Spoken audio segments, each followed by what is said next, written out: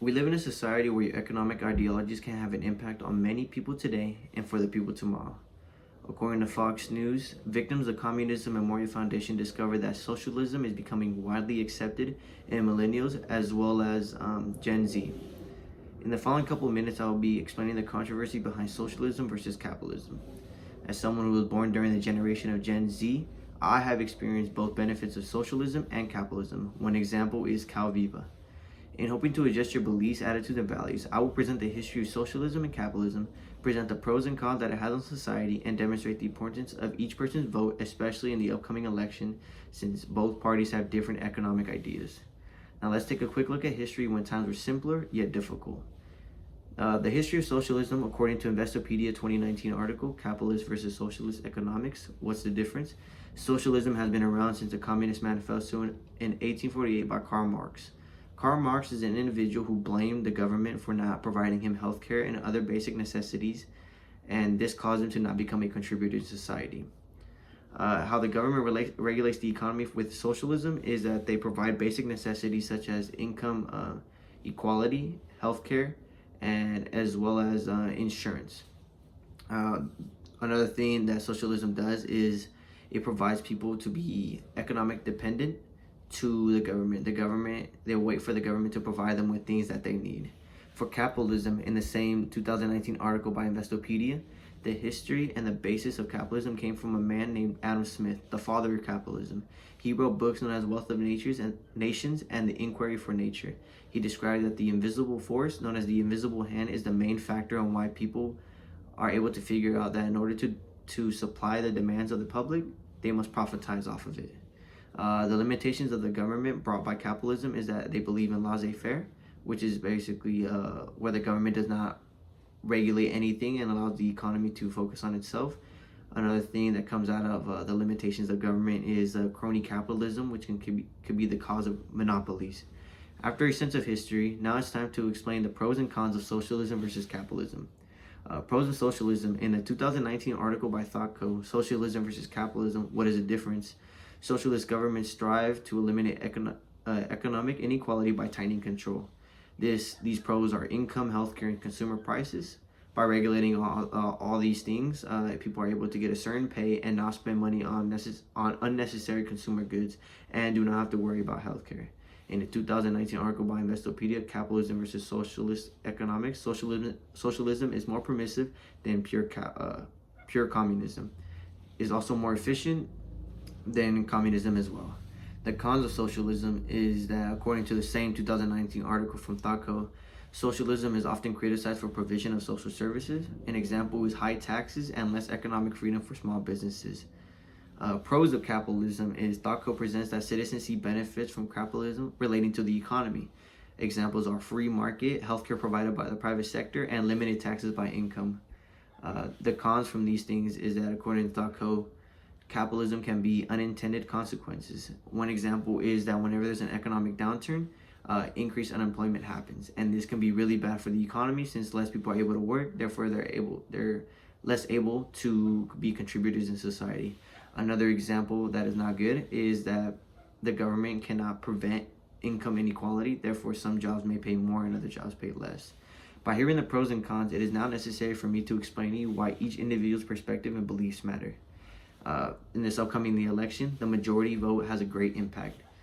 Well, in order to fully understand why, we need to take deeper roles on why people acknowledge socialist countries and their progress. In 2020, an article by Entrepreneur Fund, The Nordic Model, Pros and Cons, Sweden, Norway, Finland, and Denmark created a combined financial system.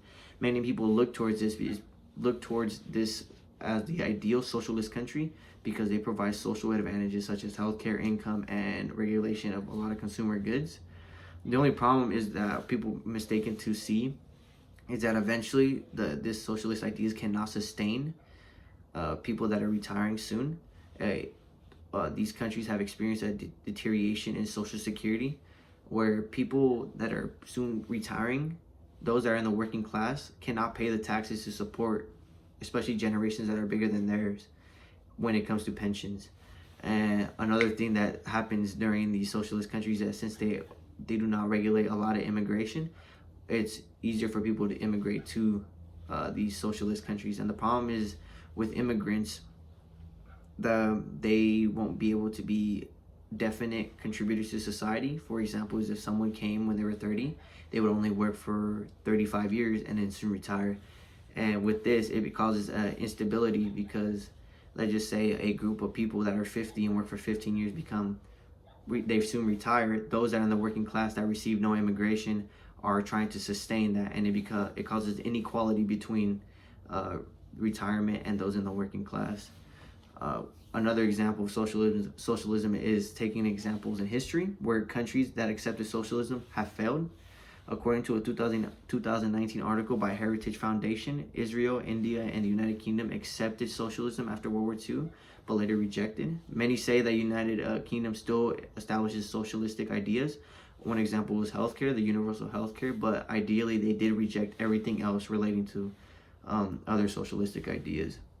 In the beginning of their acceptance, there was prosperity in Israel, India, and the UK. They experienced economic growth and also economic development, and it was really beneficial. But the same thing that's going to happen to Sweden is what happened in the past, is that these countries also saw an increase of immigration and they failed to keep up with demands, especially to those that wanted healthcare, yet they didn't really contribute as much to society since they barely immigrated, let's just say, in their adulthood in the 30s. And that caused a lot of rifts between both economies, and eventually each of these countries slowly deteriorated from socialistic ideas and grew more into the free market capitalism, such as like the United States. In the upcoming election, each party embraces two different economic ideas. And in this 2020 election, one candidate is Joe Biden and his tax plan. Many view Joe Biden as the leader of socialism, especially for the Democrats, because he's going to provide a heavier tax plan for the rich in order to create an equal balance between all those. He's also mentioned that he's going to provide healthcare, universal healthcare to society. And as we saw, the pros and cons from this is that many people will see an elevation in taxes. Of course, the upper class will see a higher wage, higher taxes. The middle class will eventually see that they need to be taxed as well, because in order to sustain universal healthcare, especially since the mass population that we have, more people need to contribute. For Donald Trump and his tax plan, he believes in the idea that people should be taxed less and earn more in their income to become more consumer spenders. And by doing this, a lot of people will advocate for him, because ideally high taxes could not benefit in the long run. Countries have accepted socialism but also rejected it, and now let's move forward for me to end so you can fully acknowledge the economic ideologies. In conclusion, socialism and capitalism dates back to before the 20th century, and it has its pros and cons, especially on an economy that thrives with a mixture of both. Throughout the speech, we have focused on the history and the benefits of non-benefits, and also embraced the importance of each person's vote and understanding of the economy.